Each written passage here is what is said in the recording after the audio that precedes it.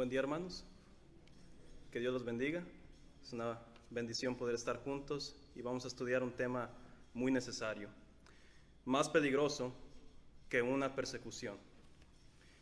Este será un estudio basado en Apocalipsis capítulo 12. Si gustan ir abriendo a ese texto, Apocalipsis capítulo 12. Estaremos aislando el texto de Apocalipsis 12 de su contexto original, con el debido propósito de aclarar qué es más peligroso que una persecución. Una persecución se tiende a ver como la cima de todo mal opositor hacia la iglesia. En otras palabras, cuando hay persecución, es cuando uno ve que las cosas están bien mal. Una persecución es fea y hay diferentes formas en cómo la iglesia puede ser perseguida también. Puede ser perseguida físicamente, de manera violenta, como la historia secular nos dice. De hecho, como en el libro de Hechos nos dice que los apóstoles y los cristianos fueron golpeados, algunos asesinados muy cruelmente, pero también existe esa persecución intelectual en donde se hace críticas escolásticas hacia la Biblia y lo que la Biblia enseña, la existencia de Dios, etc. Hay diferentes tipos de persecución y cada una de ellas son feas. Entonces es normal pensar que no puede haber nada más, no puede haber nada peor que una persecución, pero en muchas maneras sí lo puede haber. Y esta es la tesis de mi estudio del día de hoy. Claro que no estoy diciendo que una persecución sea fácil de padecer o que sea tampoco favorable. No quiero dar esa impresión el día de hoy. Para nada es el caso. Yo no le deseo a nadie de la iglesia o a mí mismo padecer una persecución.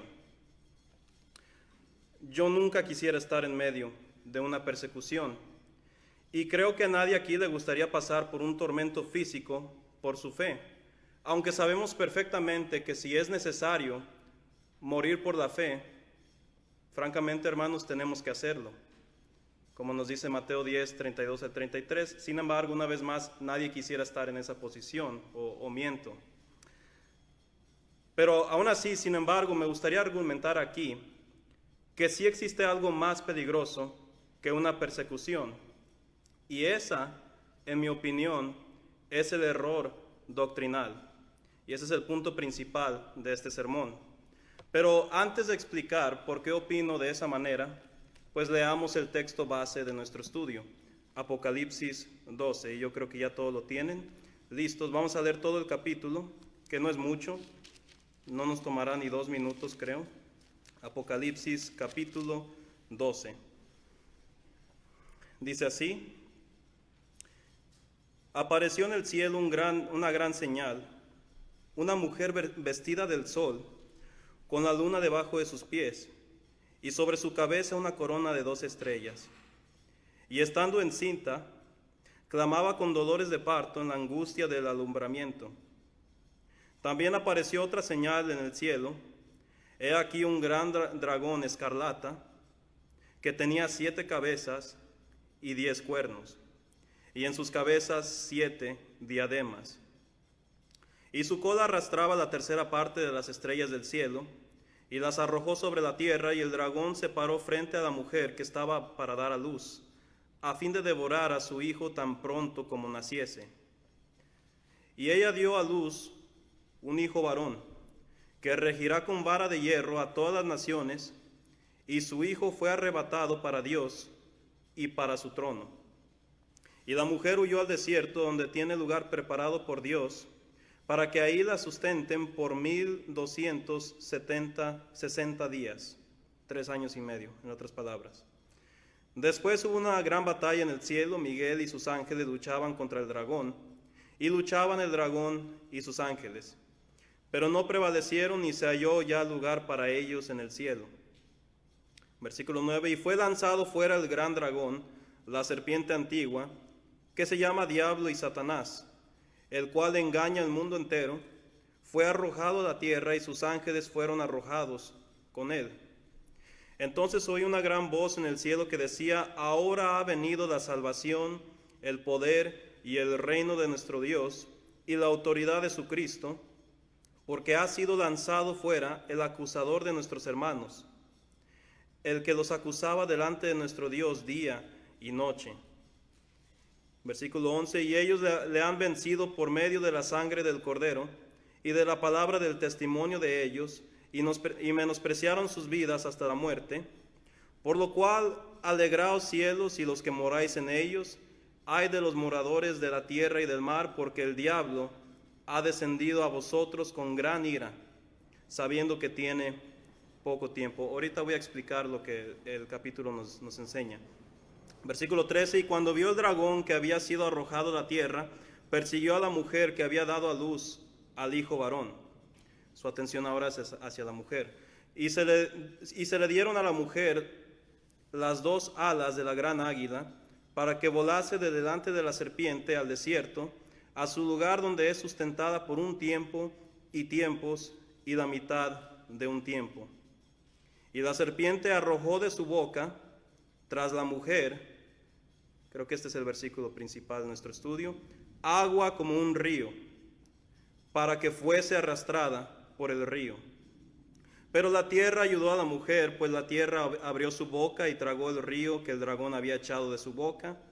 Y último versículo: entonces el dragón se llenó de ira contra la mujer y se fue a hacer guerra contra el resto de la descendencia de ella, los que guardan los mandamientos de Dios y tienen el testimonio de Jesucristo.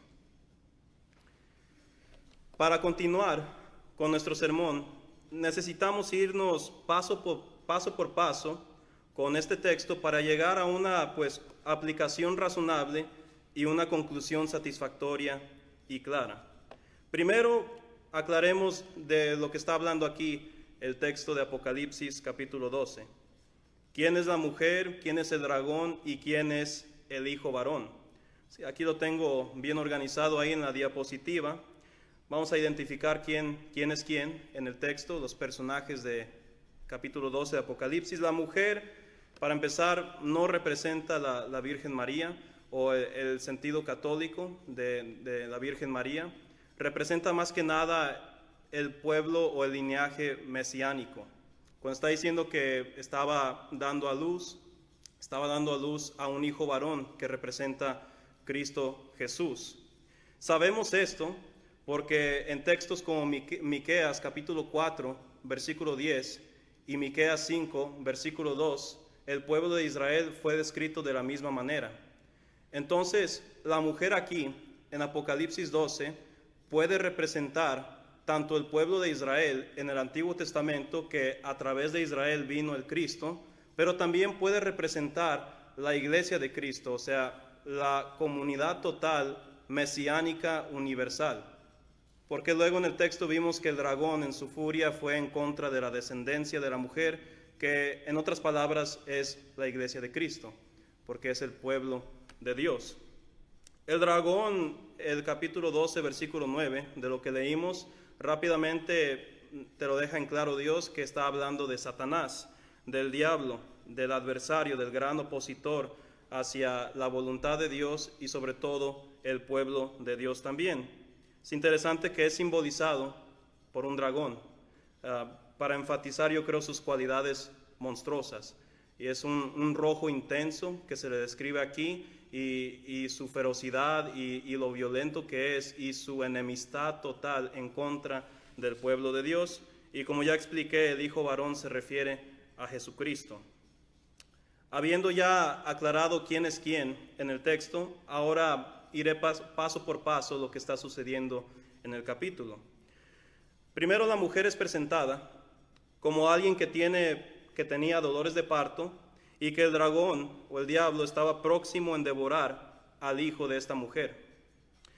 El dragón quería devorar al hijo cuando nació, o sea, Satanás quería deshacerse de Jesús desde antes de que naciera, o cuando nació, como lo vemos en Mateo capítulo 1 al 2, cuando Herodes mandó a matar a los niños. No quería que Cristo creciera para llegar a ser pues el Cristo elevado, ascendido, que traería salvación, gozo y evangelio hacia nosotros. Pero nos dice el texto que no pudo ni cuando nació el varón, ni tampoco pudo después en su vida. Porque el versículo 5 dice que Dios arrebató al Hijo, o sea, indicando resurrección y la ascensión de Jesucristo, lo que hemos tratado tanto, hemos estudiado tanto en los últimos meses. Entonces, su inhabilidad de hacerle daño al Hijo de Dios, al varón que se presenta aquí, la atención del dragón o del diablo se va en contra de la mujer. ¿Y quién dijimos que la mujer representa? El pueblo de Dios.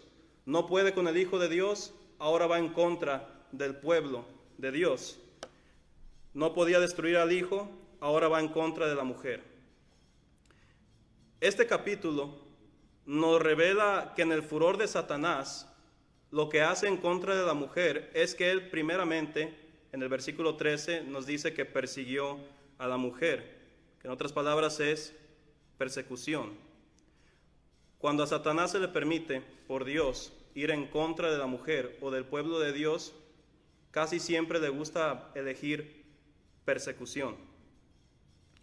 Pero como se ve en el versículo 14, Dios nos enseña que providencialmente Él da la salida o la solución cuando hay una persecución. Pero la pregunta que surge aquí es, ¿qué es lo que Satanás elige hacer después de una persecución? Hace la persecución y después de ver de que el pueblo de Dios no disminuye, sino al contrario, incrementa tanto en espíritu y en número, ¿se queda acaso sentado y con las manos así? No, nos dice el texto que lo que elige Satanás hacer después de una persecución, y esto se ve en el versículo 15, es que el siguiente ataque que Satanás efectúa hacia el pueblo de Dios, o a la mujer en este caso, es el error doctrinal. Esto es simbolizado en el versículo 15, cuando nos dice que de la boca de Satanás salió un río para que la mujer o el pueblo de Dios fuese totalmente arrastrado y ahogado en ella de lo que sale de la boca de Satanás. Esto es lo que me quiero enfocar el día de hoy. Esto es lo que quiero argumentar el día de hoy. El error doctrinal es mucho más peligroso para nuestras almas que una persecución. Esto se ve en las Escrituras y esto se ve también en la historia de la Iglesia de Cristo. Satanás primero eligió perseguir a la Iglesia en el primer siglo. Esto lo vemos en Hechos. No funcionó.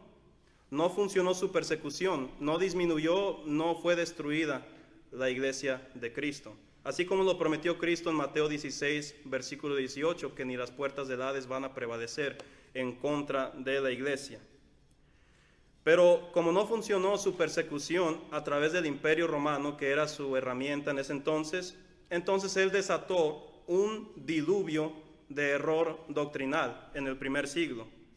Y esto se ve en las epístolas donde Pablo y Pedro y Juan constantemente están diciendo, esto no es el caso, Cristo vino en forma de hombre, Cristo es el Hijo de Dios, y casi siempre se ven en las epístolas que están casi corrigiendo todo, porque, hermanos, fue totalmente un diluvio de error doctrinal. Si no eran engañados por tradiciones, había filosofías; si no había filosofías, había interpretaciones erróneas, se mezclaban algunas cosmovisiones con el cristianismo. Era un desastre, hermanos.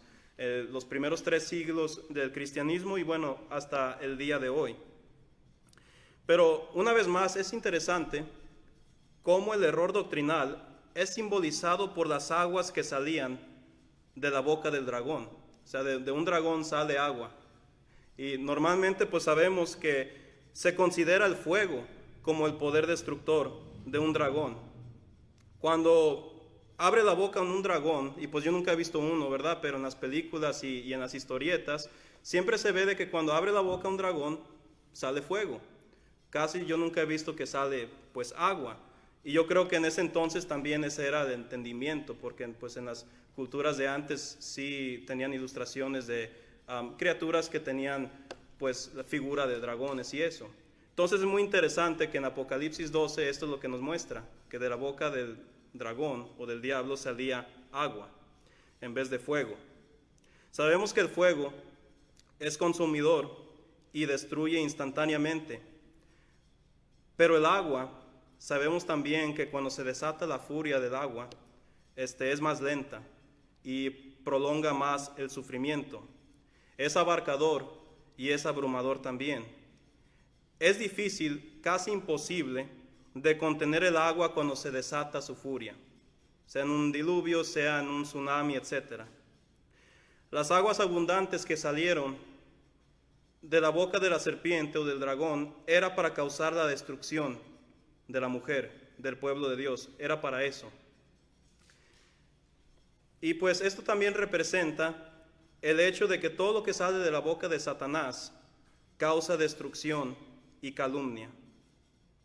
Pero hablando del contexto histórico de Apocalipsis capítulo 12, se creen que estas abundantes aguas de error y de apostasía eran específicamente ataques hacia la persona de Cristo. Esto se ve en los primeros siglos, de los primeros 3 siglos del cristianismo. El tema principal en ese entonces era quién era Cristo, cómo debemos de hablar de Cristo. ¿Es Dios? ¿Es hombre? ¿Es mitad y mitad? ¿Y qué debemos de hacer al respecto? ¿Debemos adorarle? ¿Debemos decirle Señor? ¿Debemos tener un concepto sobre Él? Y pues causó mucha división, causó muchos argumentos, muchas discusiones. Y esto es lo que causa el error doctrinal, esas abundantes aguas que arrastran el pueblo de Dios, cuando el pueblo de Dios pues no está preparado. Cuando surgen estos errores doctrinales, especialmente sobre el tema de Cristo, sobre quién es Él y cómo es Él, en consecuencia causa desunión en la iglesia, causan enemistades, causan en ciertas ocasiones traiciones, divisiones y muchas cosas más. Y es por eso, una vez más, que yo argumento que el error doctrinal es más peligroso que una persecución, tiene más consecuencias. Y luego a veces es muy difícil detectar cuando alguien está diciendo a alguien algo incorrecto sobre Cristo, sobre el Padre, etc. Y pues eso causa con el tiempo este tipo de resultados y hasta el grado en desarrollo denominacional, herejías o apostasías. Las herejías molestan y sorprenden a la iglesia con la fuerza de un río o del mar en ciertas situaciones. Las múltiples sectas y denominaciones que han surgido casi han sido a base del entendimiento incorrecto sobre quién es Jesucristo y cómo es Él. Muchos en los primeros siglos del cristianismo y hasta hoy han creído pues algo erróneo de Cristo y naturalmente trastornan el Evangelio. Dices algo mal de Cristo Jesús y el Evangelio es completamente trastornado porque Cristo es el Evangelio. Y no se entiende el Evangelio sin entender quién es Jesucristo. Y por supuesto los elementos principales de tal Evangelio: muerte, sepultura y resurrección. Muchos creyendo que Jesús es Dios en parte, o solo un hombre, o solo una alteración o manifestación del Padre, etc., los han llevado a otras enseñanzas erróneas sobre el Padre, el Espíritu Santo, el Evangelio, etc., y todo lo que tenga que ver con la sana doctrina. La Biblia misma te urge a que tengas un buen entendimiento de quién es Cristo, porque el error doctrinal en este aspecto te desune no solo de la iglesia, sino de Dios también.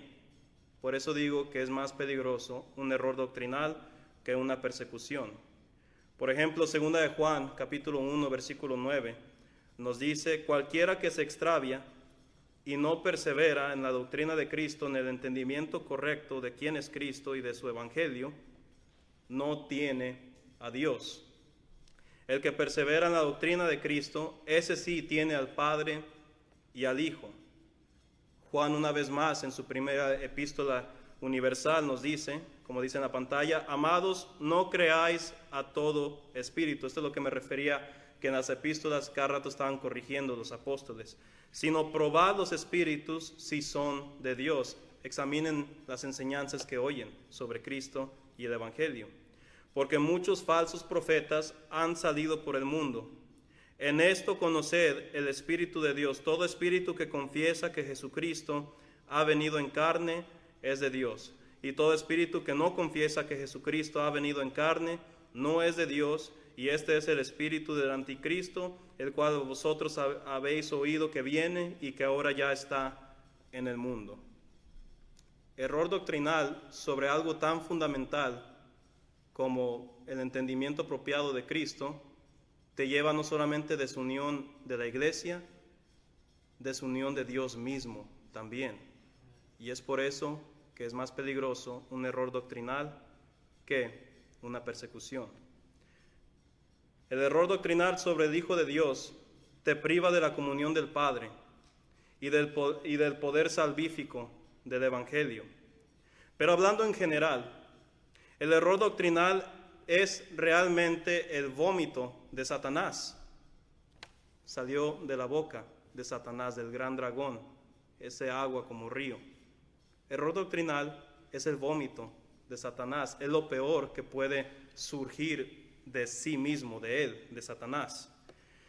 Y para evitar que nosotros nos infectemos de tales desechos satánicos, necesitamos ser sabios en nuestra respuesta hacia este ataque de Satanás.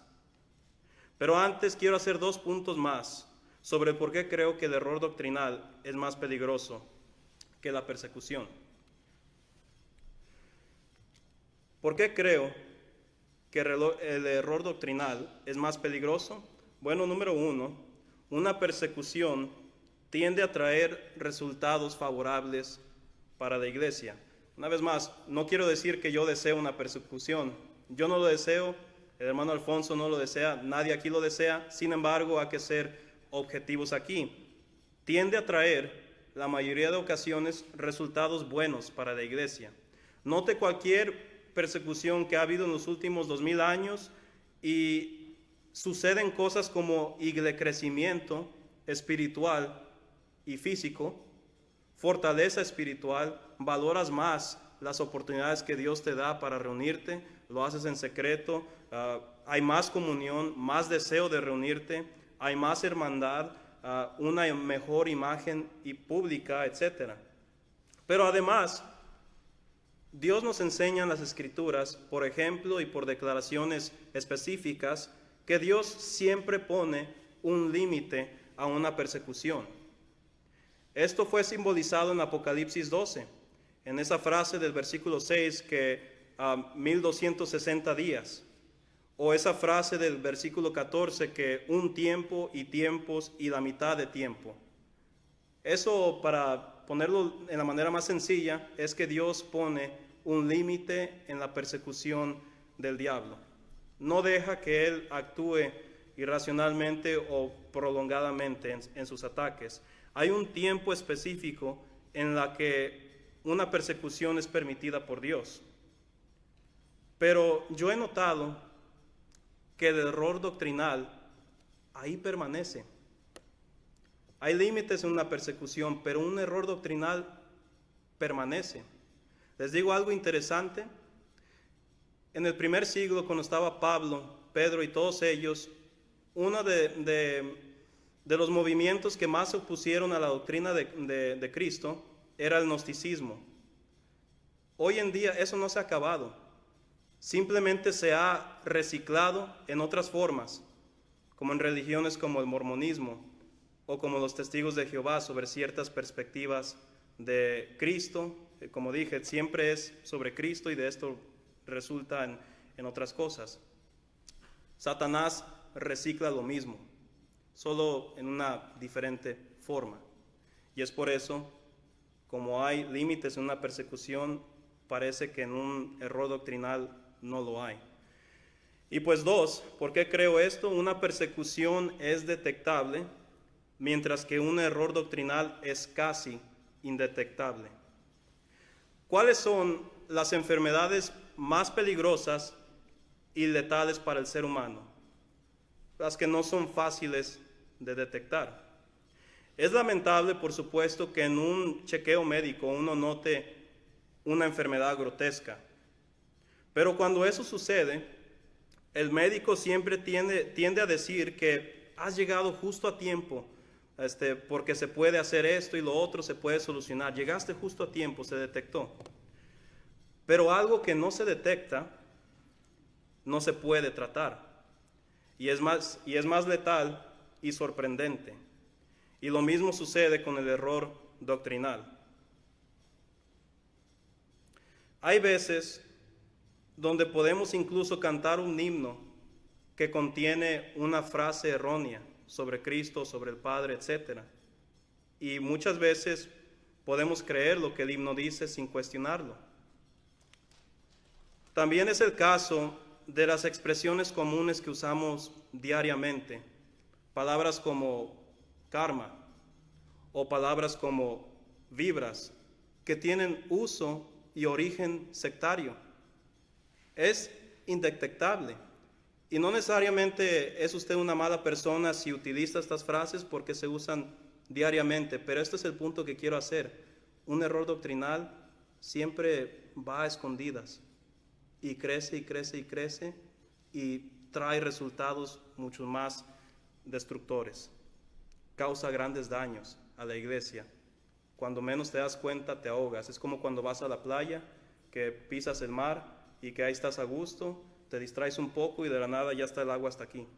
Es lo mismo, el error doctrinal, esto causa, y cuando menos lo esperas es demasiado tarde y causa mucho mal. Entonces, con esto dicho, quizá necesitamos agregarle a nuestras oraciones que Dios nos ayude a tener una unión doctrinal, a tener discernimiento y entendimiento profundo de la palabra de Dios. Hay, por supuesto, ciertos temas que es natural que haya desacuerdo. Por ejemplo, surge la cuestión común si el servicio de adoración debería ser a una cierta hora o no. Claro que hay desacuerdos de ese tema y de otros similares, pero estos son temas que no tienen el mismo peso sobre el entendimiento de Jesucristo, por ejemplo, su humanidad y su deidad. La deidad de Cristo, por ejemplo, es innegociable. No puedes ser cristiano si no crees en la divinidad de Cristo Jesús. Es simplemente imposible. Que algo quede claro hoy, hermanos. La comunión entre hermanos requiere más que convivencias. Requiere unión doctrinal. Convivencias son buenas, pero no son suficientes. Tienen que ser acompañadas con discernimiento, estudio profundo y unión doctrinal, para que uno ni el otro se arrastre por un río de error doctrinal, sino que todos juntos podamos estar firmes cuando llegue este tsunami de herejía o de apostasía o de cualquier blasfemia que puede aventarnos Satanás. Debe de haber una solución, y sí la hay. Dios nos da la solución. Para evitar el peligro del error doctrinal, hay unas cosas que podemos hacer, cosas que cualquier congregación puede fácilmente hacer mientras haya madurez y deseo de continuar una comunión santa. Y esas son primeramente la oración privada, pero también oración colectiva, de cualquier hermano que pase enfrente, que ore por discernimiento, que ore por unión doctrinal. Necesitamos, como dice Santiago 1:5, pedir sabiduría y también paciencia cuando estudiamos la palabra de Dios. No podemos esperar abrir la Biblia y por medio de, la osmosis, entender toda la palabra de Dios.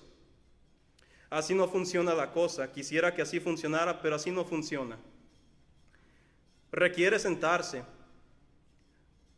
literalmente que te sientes, que estudies, que dediques tiempo y acompañar todo eso con mucha oración. Esta es una de las muchas cosas que se refiere Pablo en Romanos 12, versículo 1, cuando presentemos nuestros cuerpos como sacrificios vivos. No significa necesariamente de caminar en rodillas hacia el templo o darte latigazos en la espalda y ponerte sal. Parte de eso es ese sacrificio de obligarte, en comillas, a sentarte, a abrir la Biblia, a estar hincado y leer pacientemente y con mucha oración. Si uno quiere evitar ser arrastrado por las aguas del error doctrinal, uno tiene que orar y orar mucho. Se requiere, y estas son soluciones simples, pero que vale la pena mencionarlos. Se requiere también la oración, se requiere estudio y examinación continua. Dios quiere que estudiemos su palabra y Dios quiere que la entendamos. Uno tiene que revisar lo que uno cree constantemente. Siempre uno tiene que revisarlo. Pablo enseña que no tenemos lucha contra sangre y carne, sino contra principados, contra potestades, contra los gobernadores de las tinieblas de este siglo, contra huestes espirituales de maldad en las regiones celestes. Estas se refieren a ideas, a filosofías y creencias que se oponen a la fe cristiana. Cuando uno estudia y cuando uno está alerta de ideas opositoras, estamos capacitados a, como dice 2 Corintios 10, 4 al 5, a derribar argumentos para la gloria de Cristo Jesús. Necesitamos desarrollar la sensibilidad en detectar cuando algo es bíblico y cuando algo no es bíblico. Si no estudiamos, nunca vamos a detectar nada.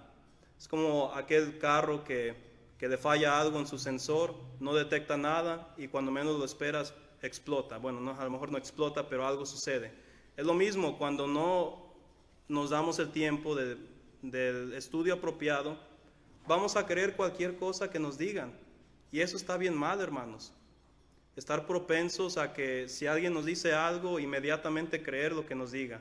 Y peor aún, alguien fuera de la iglesia. Necesitamos estudio y examinación continua. Y número 3, y esta es la última, necesitamos todos juntos desarrollar o hacer lo mejor posible el diálogo tranquilo. Esto es lo más difícil. A veces cuando decimos que tenemos convicción de algo que creemos, muchas veces puede ser convicción a un error doctrinal en vez de la palabra de Dios. Así como Satanás se puede disfrazar como un ángel de luz, asimismo las enseñanzas falsas que él propaga pueden tener apariencia de inspiración bíblica, cuando en realidad no lo son. De hecho, muchas veces el diablo utiliza la misma escritura para guiarte a una interpretación correcta, como en la tentación directa que le hizo a Cristo Jesús en Mateo 4, donde Satanás citaba los salmos, sin embargo, bien mal la interpretación de Satanás. Él hace eso con nosotros siempre. Entonces, necesitamos orar siempre, necesitamos estudiar y examinar continuamente, y cuando es necesario dialogar tranquilamente, cuando hay confusión o se ocupa aclaración de algo, de un tema doctrinal. Muchos podemos caer en tales engaños, y en tales casos uno requiere tener la humildad necesaria de admitir que está en lo incorrecto. No tiene nada de malo notar y admitir que yo estaba mal sobre este pasaje o que yo estaba mal sobre tal doctrina. Lo malo es saber que estás mal, no defenderte doctrinalmente y permanecer creyendo el mismo error. Cuando alguien está en desacuerdo con nosotros sobre algo de lo que enseñamos, procuremos hablarlo tranquilamente. Es otra cosa que quiero decir en este tercer punto. Ofensas e indirectas no ayudan cuando nos ahogamos en el río de apostasía. Conocemos bien el ejemplo de los hermanos de Berea en Hechos capítulo 17, En vez de rechazar inmediatamente estos judíos el evangelio de Pablo, no lo rechazaron, dijeron, ok, denos oportunidad de primero estudiar lo que nos estás diciendo y luego te contesto, o luego te digo si estás en lo correcto o no. El mismo ejemplo debemos de tener nosotros. Dialogar tranquilamente y no necesariamente contestar en el momento, darte el tiempo de estudiar, de analizar lo que el hermano Alfonso o cualquier otro hermano diga y luego tranquilamente dialogar y salir bien, no salir necesariamente con enemistad. Todo esto se puede lograr cuando uno tiene respeto a lo que la Biblia dice y cuando uno tiene madurez y también sencillez de hablar tranquilamente. Pero en conclusión, sí existe algo más peligroso que una persecución. Es entendible que uno le tema a una persecución, pero debemos tener del mismo temor a un error doctrinal porque trae resultados más desastrosos para la iglesia. Que Dios nos ayude a desarrollar una mente y un corazón cristiano que le traiga gloria y honra al nombre de Dios. Que Dios los bendiga, hermanos. Le dejamos el lugar al hermano José Preciado para que dirija la última oración. Gracias por su paciencia y atención.